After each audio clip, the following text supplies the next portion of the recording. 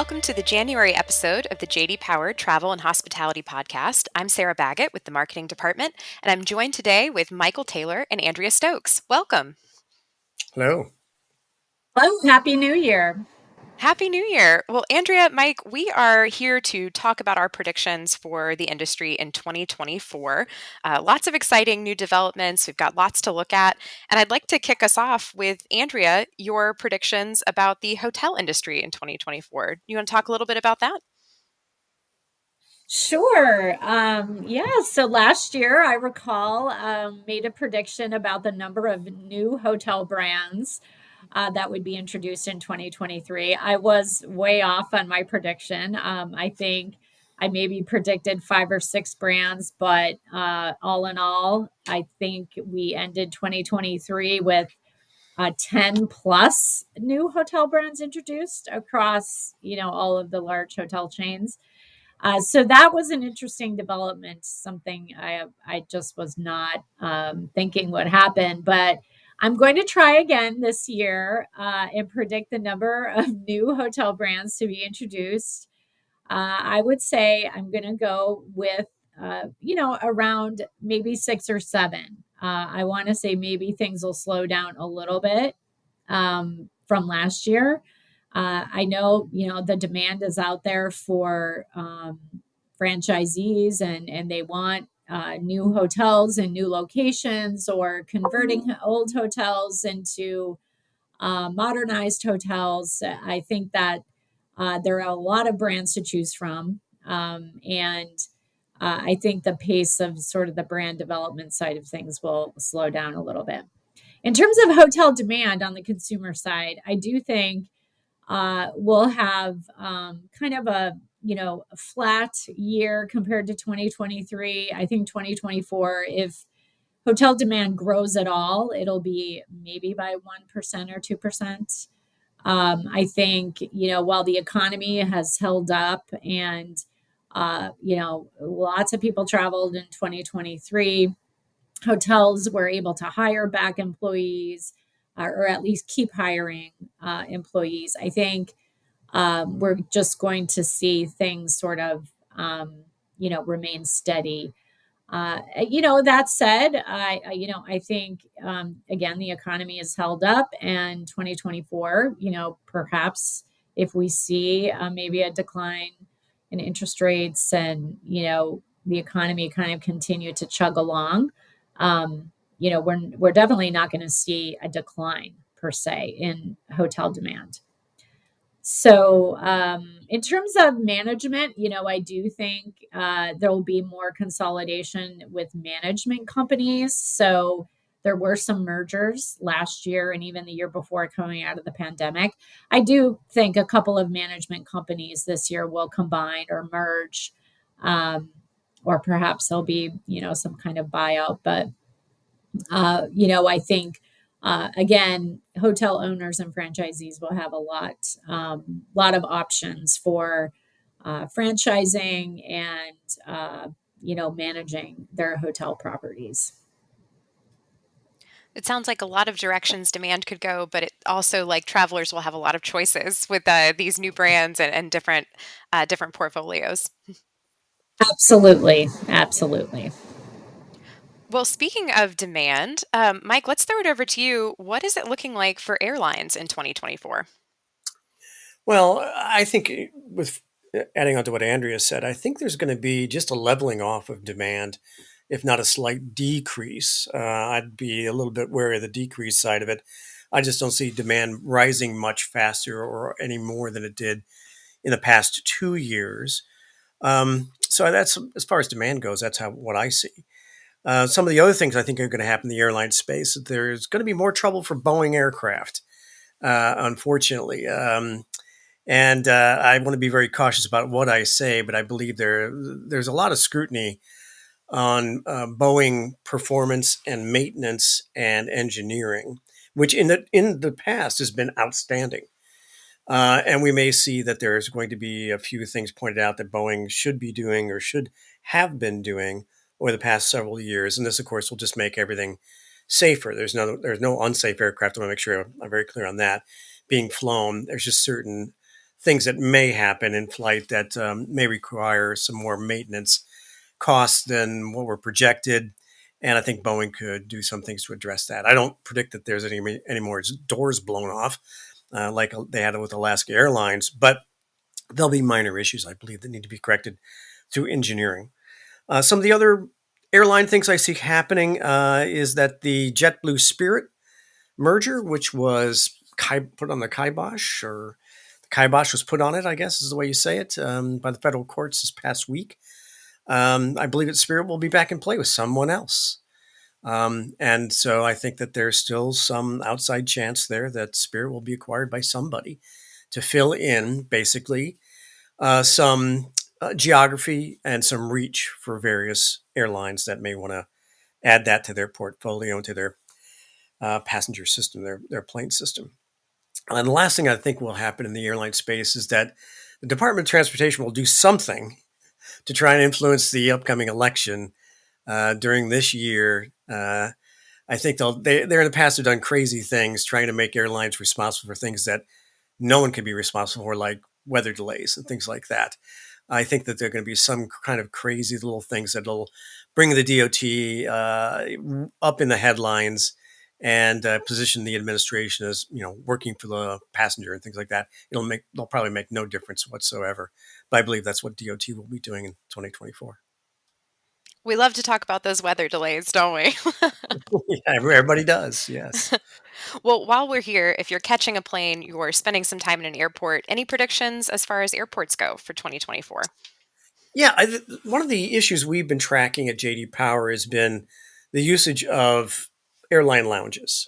They've just become overcrowded. It's sort of became, at first it was a club for the exclusive, and now it's just being overrun simply because the demand is there. People will pay more to get away from the hustle and bustle that they see in the terminal itself.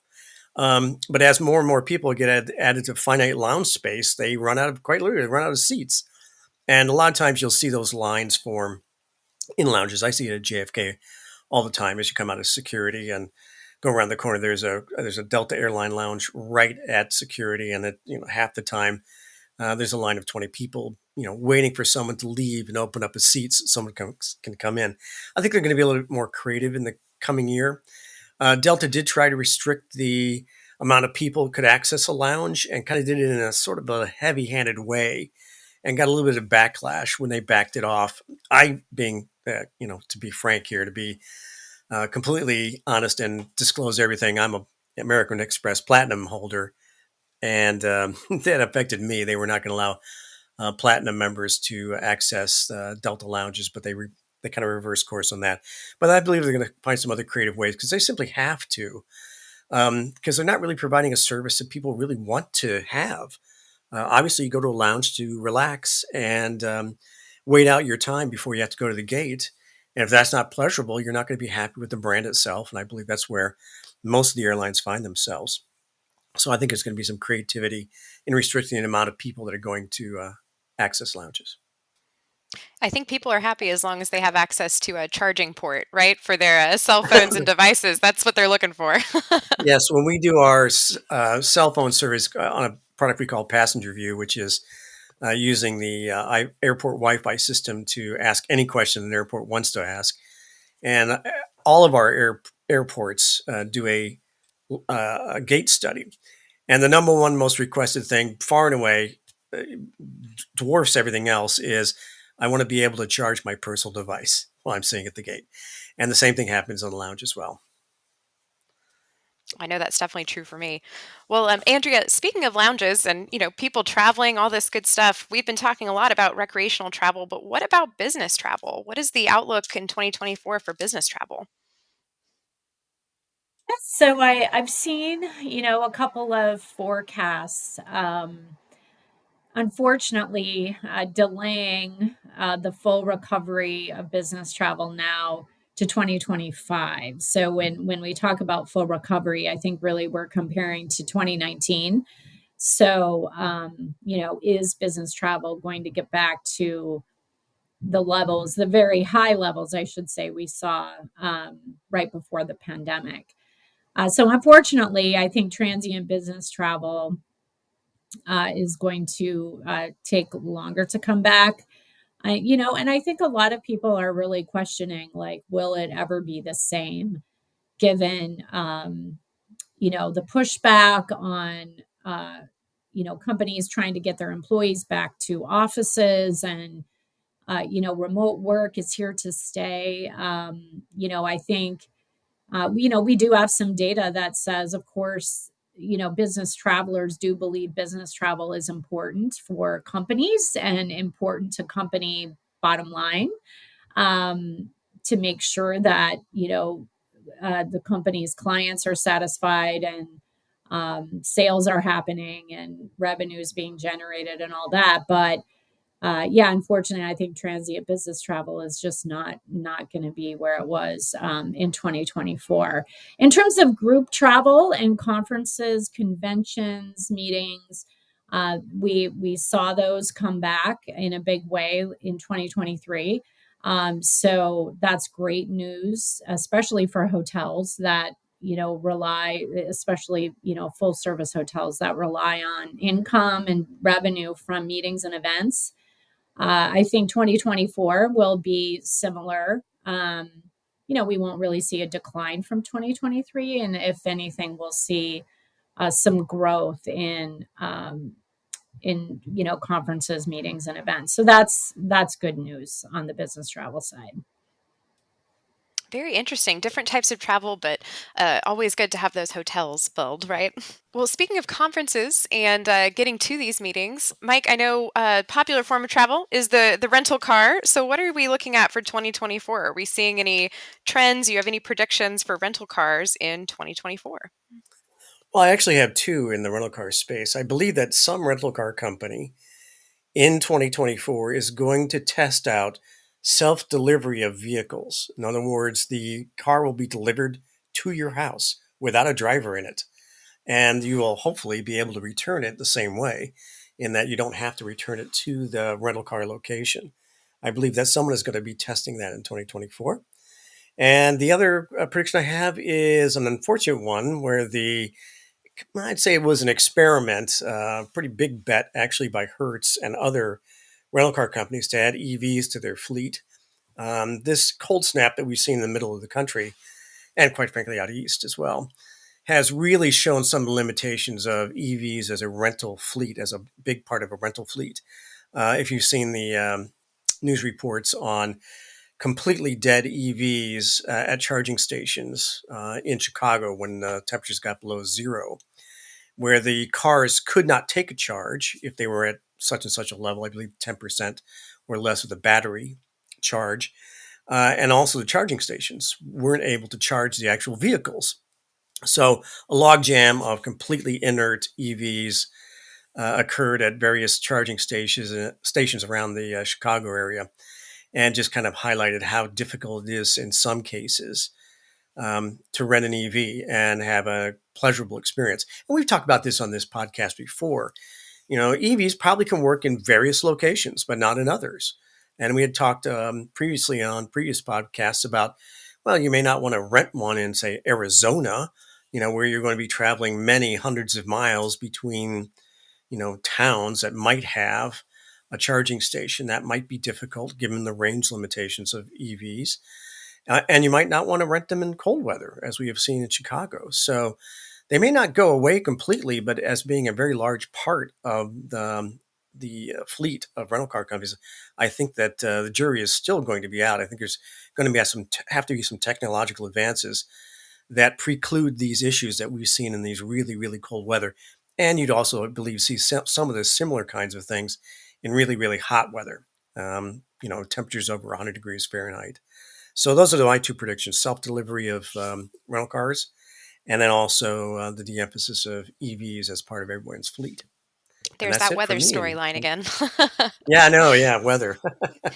Mike, with the self-driving delivery of rental cars, just curious, are you expecting any impact on satisfaction with that? Maybe it going up because you don't have to deal with a customer service rep, or maybe going down because you aren't dealing with a customer service rep?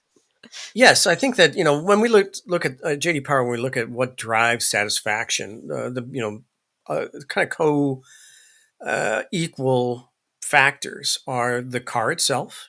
Are you pleased with the car that you got for the price you were going to rent a car at? How fast you got in the car, and the return process. And so being able to eliminate the wait times for renting a vehicle on both ends, on the picking up and also on the dropping off, and making it as very easy as possible, I believe that satisfaction will go up for the non-airport rentals. Obviously, for an airport rental, you can't deliver it to the frontage. That would cause a great deal of consternation for everybody.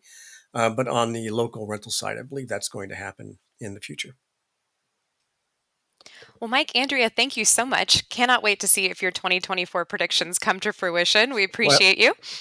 Well, we're gonna have to wait a whole year, I think. So, That's right. We'll be doing this at the beginning of 2025. We'll take that look back and see how we did. Well, thank you so much right. for tuning in today. This has been the January edition of the Travel and Hospitality Podcast, and we look forward to joining you again in February.